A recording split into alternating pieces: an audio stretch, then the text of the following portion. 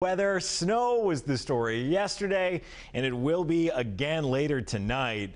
This has just kind of been round after round. This is what St. Paul looks like right now after all that snow fell yesterday. It's pretty quiet this morning, about 6 inches here in the Twin Cities and throughout much of the metro. You can see kind of Woodbury, Eagan, Savage, Burnsville, all right around the same number. It was a little bit lighter to the north and northwest. Spots like Anoka, Maple Grove, we're closer to that 3 to 4-inch range, but we're pretty quiet right now. Just some clouds across the state. It'll stay that way through the day. We'll warm into the mid-20s. So actually not a bad day to kind of get outside and enjoy some of that snow after school or after work. Snow doesn't really return until well after the evening drive. You can see in the overnight there's 2 a.m. It starts to fly again and continues to make a mess of the morning drive on Tuesday. Kind of hangs around all day long before falling apart by the evening. The worst of that snow is expected east and southeast, so your winter storm warnings in effect there. We got a winter storm watch here in the Twin Cities. That just basically means we're going to have less snow here in the Twin Cities than they will in Rochester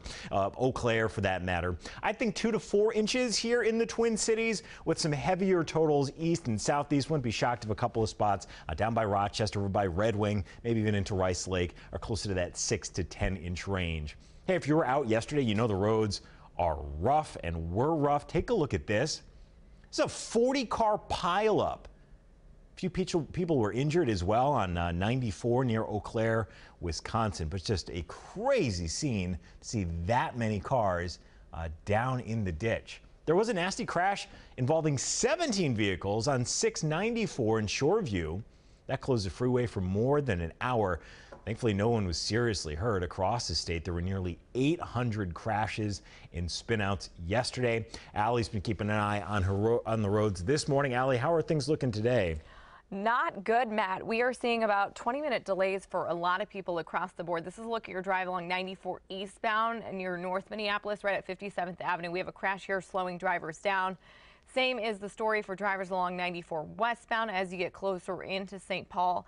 And then we have delays too for 494 southbound drivers. This is right near Minnetonka. We have a crash, a car in the ditch blocking the right shoulder, so about a 10-minute delay there. And then you can see drive times are triple what they normally are for Highway 100 and 169.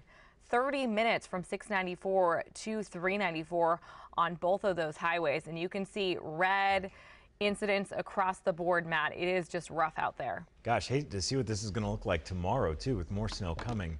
All right, Valentine's Day is Thursday. You still have time. Don't freak out. But the National Retail Federation expects the average American, you know, Joe American, will spend roughly $162 celebrating Valentine's Day. That is up 13% from last year. It's a pretty big jump, about 20 bucks.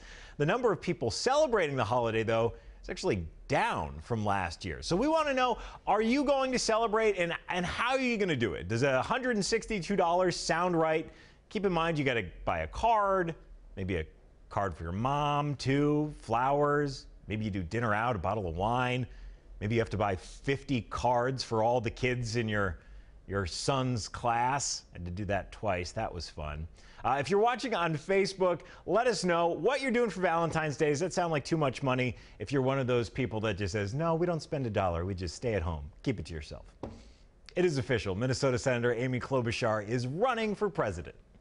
We are tired of the shutdowns and the showdowns, of the gridlock and the grandstanding. Today, on this snowy day on this island, we say enough is enough. That was Klobuchar announcing her bid at Boom Island in Minneapolis yesterday. She said if she's elected, climate change would be one of her top priorities. And President Trump had some thoughts on that. He tweeted, she's fighting global warming while standing in a virtual blizzard of snow, ice, and freezing temperatures. And that by the end of her speech, she looked like a snow woman. Okay, here's what Klobuchar said in return. I love the little tweet sound. That was fun. Looking forward to debating you about climate change, and I wonder how your hair would fare in a blizzard. Okay. Can I just say, it wasn't a blizzard. It was just snow. Both of you are wrong. Senator Klobuchar is ready to hit the campaign trail, though. She's going to head to Iowa later this month. Senator Elizabeth Warren also joined the race this weekend, and President Trump went after her on Twitter as well. Called Warren his favorite nickname for her, said she he would see her on the campaign trail. Warren responded saying to Trump, quote, may not even be a free person by next year's election. Lindsey Vonn is a new retiree this morning. She took home bronze in the final race of her career yesterday. So what does she want to do now? I'm looking forward to just chilling out a bit and recovering everything, including my mind. You know, it's been a lot to kind of process. So I just want to chill with my boyfriend and watch some Law and Order. It's pretty simple. Netflix and chill for Lindsey Vonn. Have fun. The Grammys were last night, and from start to finish, women ruled. Brandi Carlile and Lady Gaga won multiple awards, or as I like to say it, Lady Gaga. Country star Casey Musgraves won 4 Grammys. Her album Golden Hour won the night's top prize for Album of the Year. Childish Gambino won 4 Grammys, including Record and Song of the Year for This Is America. He didn't show. This is the first rap song to win in either of those awards. Donald Glover, as I said, he's Childish Gambino, wasn't there, so his producers accepted the award. Dua Lipa was named Best New Artist. The show, though, was running long, and the producers cut off her acceptance speech. They also did that to Drake. Apparently, he took what they called a natural pause during his acceptance speech for Best Rap Song. Producers thought he was done, so they just cut to commercial. A spokesperson later said they offered Drake a chance to finish, but he declined. Ariana Grande won her first Grammy for Best Pop Vocal Album despite boycotting the show over creative differences. We know she was watching, though, because on Twitter, after her late ex Mac Miller lost to Cardi B for Rap Album of the Year, she tweeted trash, then quickly deleted that. She later clarified that she was not criticizing Cardi B. You do not want to beef with Cardi. You do not.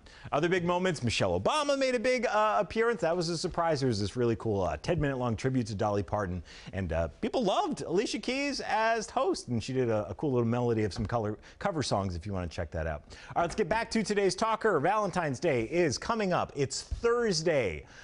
This is mostly so I remember to buy my wife a card. So we wanted to know, after a survey said $162 what the average American spends on Valentine's Day, is that too much? What are your plans? Are you going to spend $600 and blow this whole thing out of the water?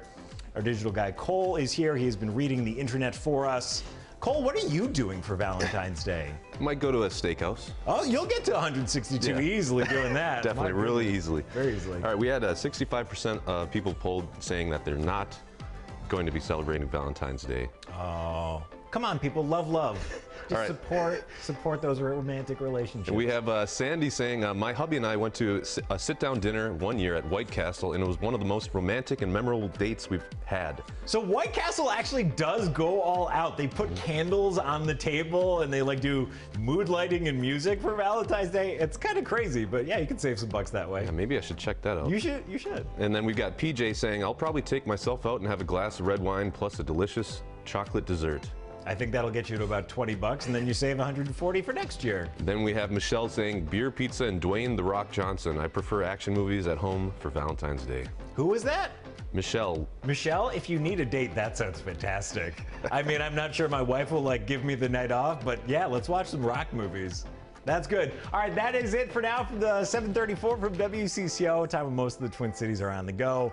We're going to be talking about snow tomorrow morning, too. So bring us with you. Make us your home for mobile news. We'll see you back here tomorrow at 7:34. Until then, be nice to each other on the internet.